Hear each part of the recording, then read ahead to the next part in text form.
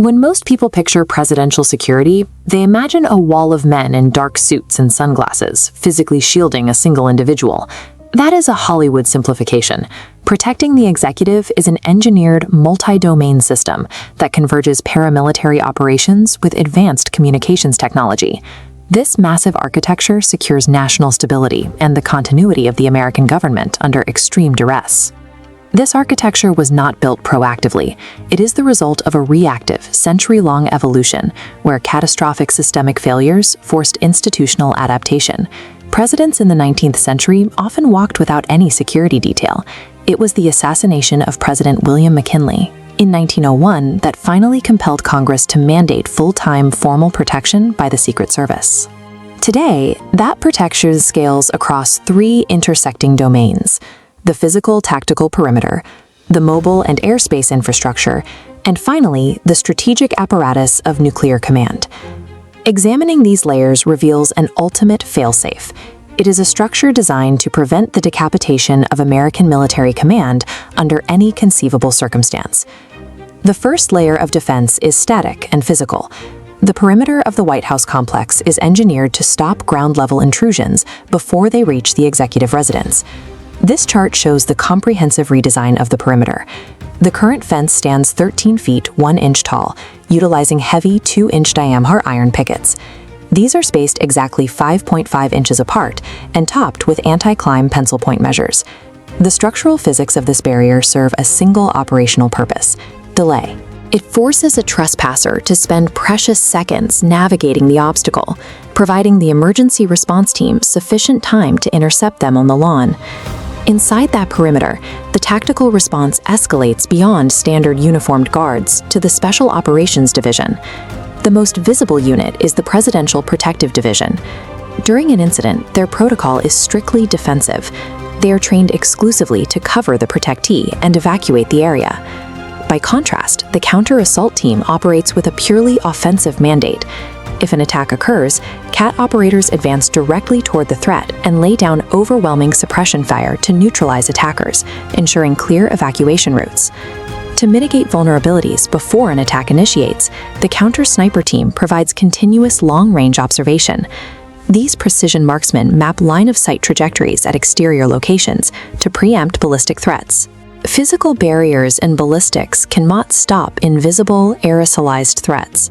For this, the Hazardous Agent Mitigation Medical Emergency Response, or HAMMER team, manages chemical, biological, radiological, and nuclear defense. They utilize the SenseNet architecture, an active network of environmental sensors that detects microscopic atmospheric contaminants and tracks their dispersion in real time. Every fence picket, every sniper scope, and chemical sensor in this physical domain exists solely to buy time. Those seconds allow the executive to be safely transitioned into the next layer of security, the hardened mobile domain. Ground transport requires a self-contained mobile fortress. The presidential state car, colloquially known as the Beast, is an armored vault masquerading as a luxury limousine. This diagram shows the underlying mechanics. To support an estimated mass of 20,000 pounds, the vehicle is built on a heavy-duty commercial truck chassis. The doors contain 8 inches of multi-material armor plating composed of steel, titanium, and ceramic. The cabin is hermetically sealed against the outside environment. It contains an independent oxygen supply, isolating the occupants from chemical or biological weapon deployment. The Beast never moves alone. It operates within a secure package, a motorcade of dozens of specialized support vehicles whose formation shifts dynamically based on threat assessments. To complicate targeting, the motorcade runs a continuous shell game. It utilizes at least 2 identical state cars with matching registration plates, making it mathematically difficult for an attacker to verify the president's exact position. Following closely is the Countermeasures Suburban. This vehicle continuously broadcasts electronic warfare signals, actively jamming a wide spectrum of radio frequencies to prevent the remote detonation of improvised explosive devices along the route. When distance requires flight, the White House Military Office manages airborne assets engineered for extreme survivability. Aircraft like Air Force One and Marine One feature heavily classified defensive suites. These include automated directional infrared countermeasures to blind heat-seeking missiles and extensive shielding to protect the avionics from the electromagnetic pulse of a nuclear detonation. The dynamic domain removes the vulnerability of transit. It transforms transportation vessels into independent, fully connected nodes of executive command, capable of surviving sustained assaults. Modern executive protection now faces a severe asymmetric threat from unmanned aircraft systems, or drones. Coordinated drone swarms bypass traditional linear perimeters and ground defenses, bringing surveillance or weaponized payloads directly to the target. In response, sweeping 2025 executive orders mandated a robust federal approach, including the establishment of a national training center to build defensive capacity among law enforcement. The directive also requires the Federal Aviation Administration to enforce strict geofencing protocols and establish immediate flight restrictions over federal buildings and military installations.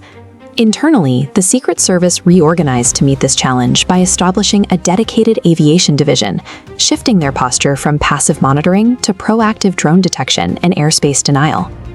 Guaranteeing the continuity of government requires absolute dominance over the invisible electromagnetic spectrum and low-altitude airspace. Physical armor and airspace controls secure the body of the president, but the mind of the operation relies on the strategic information domain managed by the White House Communications Agency. Wherever the president travels, this agency has 72 hours to rapidly deploy temporary sensitive compartmented information facilities, or SIFs, in highly austere or civilian locations. This diagram illustrates how a standard hotel room is hardened to meet strict Tempest standards. The process requires the installation of acoustic dampening materials to block sound leakage, along with heavy electronic shielding to prevent hostile intelligence from intercepting electromagnetic emanations from classified computers.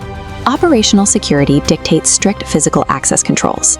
Any uncleared personnel entering the facility must surrender all personal electronic devices to eliminate the risk of clandestine audio or video recording. Establishing this impenetrable bubble of information security ensures the president receives untainted intelligence and can exercise unquestioned military authority while moving across the globe.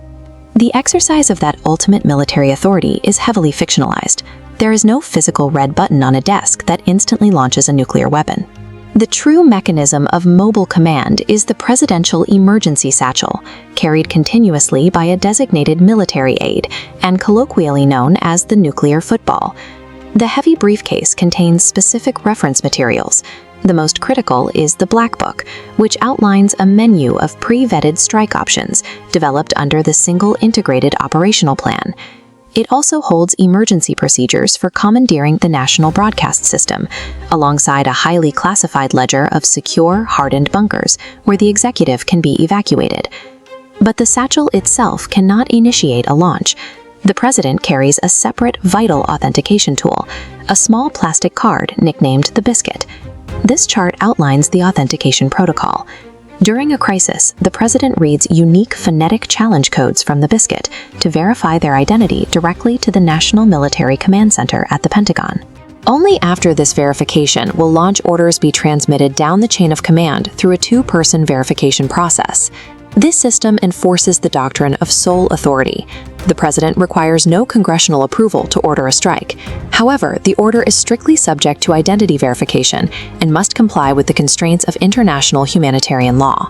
The football guarantees that the nuclear chain of command remains unbroken and highly responsive, preserving strategic retaliation capabilities even if fixed command centers in Washington, D.C. are entirely destroyed. The CAT operators, the EMP-hardened vehicles, the Tempest-certified SIFs, and the nuclear football do not operate in isolation. Together, these components forge an unbroken, globally mobile hub of executive power. The ultimate design philosophy of the architecture is to ensure the U.S. government survives a decapitation strike or catastrophic attack on its capital. Through these interlocking layers, American nuclear deterrence remains operational worldwide, regardless of the president's geographic location. This architecture of executive security serves as the definitive guarantor of civilian control, maintaining the continuity of the republic itself.